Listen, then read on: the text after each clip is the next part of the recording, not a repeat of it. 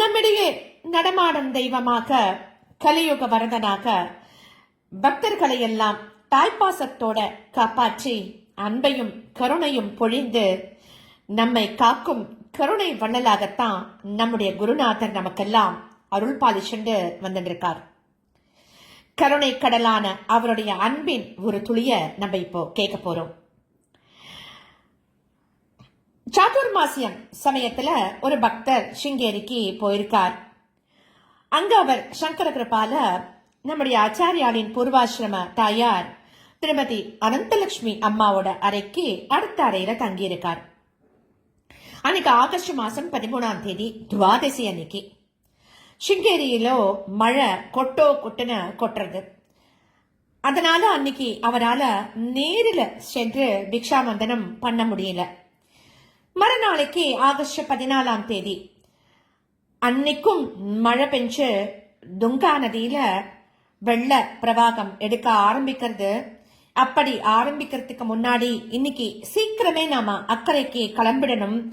நேத்துக்கே ஆச்சாரியால் தரிசனம் பண்ணல, அதனால இன்னைக்கே சீக்கிரமா கிளம்பிடணும் அப்படின்னு அவர் மனசுக்குள்ள பிரார்த்தனை பண்ணிட்டு காத்தால ஒரு 6 மணி அளவுல வாட்ச்மேன்ட்ட 2 காலி பக்கெட்டுகள் எல்லாம் கொடுத்த. முன்னாடிலாம் நம்ம அப்படிதான் வாங்கிப்போம், வெந்நீர் வாங்கிப்போம். இப்ப வரா மாதிரி குழாலெல்லாம் வெந்நீர் வராது. வாட்ச்மேன் தான் நம்ம பக்கெட்டை வாசல்ல வச்சோம்னா அவர் தான் வெந்நீர் கொண்டு வந்து வைப்பார். இது எல்லாருக்குமே தெரியும் இல்லையா?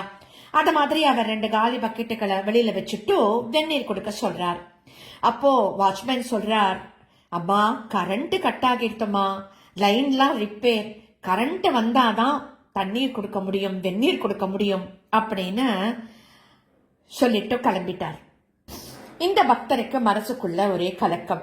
நேத்திக்கே சுவாமிகளோட தரிசனம் கிடைக்கலையே, இன்னைக்கானம் சீக்கிரம் கிளம்பிடலாம் அப்படின்னு நினைச்சுட்டு இருக்கும் போதே இப்படி தண்ணீரே இல்லையே அப்படின்னு மனசுக்குள்ள வருத்தப்பட்டுக்கிறா. நதியிலேனும் ஸ்நானம் பண்ணலாம் அப்படின்னு நினைச்சுக்கிறா.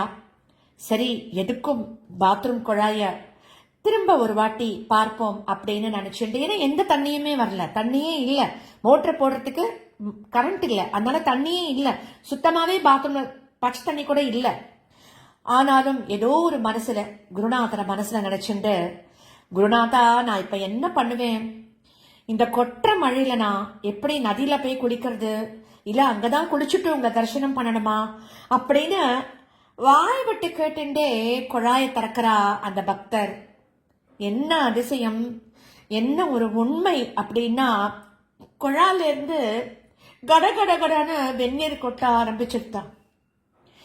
அந்த சங்கர கிருபால இருக்கிற அறைகள் எதுலையுமே வெறும் தண்ணி கூட வரல, ஏன்னா கரண்ட் இல்ல, வெறும் தண்ணி கூட வரல.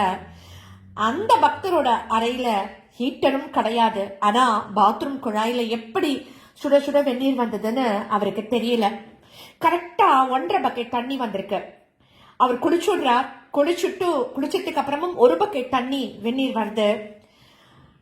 அப்பெல்லாம் உள்ளுக்குள்ள கேஸ் அடுப்பு இருக்கும் போல இருக்கு. அந்த கேஸ் அடுப்பிலும் மழையில பிடிச்ச தண்ணீரை ஒரு பாத்திரத்துல வச்சிருக்காவா. 2யும் கலந்து அவளுக்கு பக்கத்து அறையில அவளுடைய சொந்தக்காரா தங்கி இருக்கார், சிவகுமார்னு ஒருத்தர். அவர்கிட்ட கொடுத்து, நீயும் குளிச்சுடு, மோட்டர் ரிப்பேர் ஆகிற வரைக்கும் காத்துட்டு இருக்க வேண்டாம் அப்படின்னு சொல்லி அவர்கிட்ட கொடுத்துடுறா. அப்புறமா திறந்து பார்த்தா குழால ஒரு சொட்டு ஜலம் கூட வரல. எப்பேற்பட்ட அதிசயம், குழாயில ஒரு சொட்டு ஜலம் கூட அது வரைக்கும் வரல. குருநாதர வேண்டின்றதும் சுட சுட வெந்நீர் போதிய அளவு, அவருக்கு எத்தனை தேவையோ அந்த அளவு வெந்நீர் வந்தது.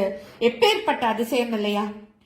தாயிற் சிறந்த தயாவான குருவிடம் மாலையில தரிசன நேரத்துல இந்த அற்புதத்தை அந்த பக்தர் மனம் முருகி கண்கள்ல நீர் மல்க சொல்றார். அதற்கு ஆச்சாரியால் சொல்றா, சிரிச்சுண்டே சொல்றாரா, கருணை சொட்ட சொட்ட அவரு தான் தெளிவே, அவர் எப்படி பேசுவார், எப்படி தலையாசைப்பார்லாம் நமக்கெல்லாம் மனப்பாடம் இல்ல. அவர் அப்படி சொல்றார். இப்படி நதியின் பிரவாகத்தோடு மழையும் பலமாக இருக்கும் போது நீங்கள் நதியில் குளிக்கிறது ஆச்சாரியாளுக்கு சம்மதம் இல்லை, அதனாலதான் குழாயில வெந்நீர் வந்துடுத்து அப்படின்னு சொல்றாராம். பால் நினைந்தூட்டும் தாயினும் சால பறிந்து கொட்டும் மழையிலும் குளிரிலும் இதமாக வெந்நீர் வரவழைத்த அந்த அற்புத லீலையை நினைச்சு நினைச்சு நினைச்சு உருகிறா அவ அந்த பக்தர்.